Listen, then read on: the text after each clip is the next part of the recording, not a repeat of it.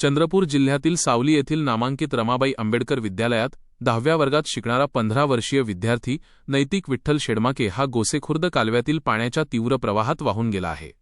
मिळालेल्या माहितीनुसार नैतिक हा आपल्या इतर 2 मित्रांसोबत गोसेखुर्द कालव्यावर आंघोळीसाठी गेला होता। आंघोळ करत असताना अचानक पाण्याच्या जोरदार प्रवाहाचा अंदाज न आल्याने नैतिक पाण्यात वाहून जाऊ लागला। मित्राला डोळ्यांसमोर वाहून जाताना पाहून सोबत आलेले दोन्ही मित्र तीव्र घबराटीखाली आले आणि त्यांनी तेथून पळ काढला।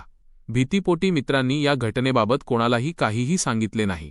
नैतिक संध्याकाळ झाली तरी घरी न पोहोचल्याने त्याच्या कुटुंबियांनी सर्वत्र शोधाशोध सुरू केली, मात्र त्याचा कोणताही थांगपत्ता लागला नाही।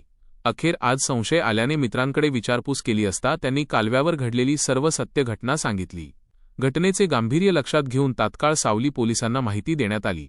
पोलिसांनी घटनास्थळी धाव घेऊन परिस्थितीची पाहणी केली असून स्थानिक बचाव पथक व आपत्ती व्यवस्थापन टीमच्या मदतीने गोसेखुर्द कालव्यात शोधमोहीम वेगाने राबवली जात आहे। कालव्यातील पाण्याचा प्रवाह मोठा असल्याने शोधकार्यात अडचणी येत असल्या तरी पोलिसांचे प्रयत्न सुरू आहेत।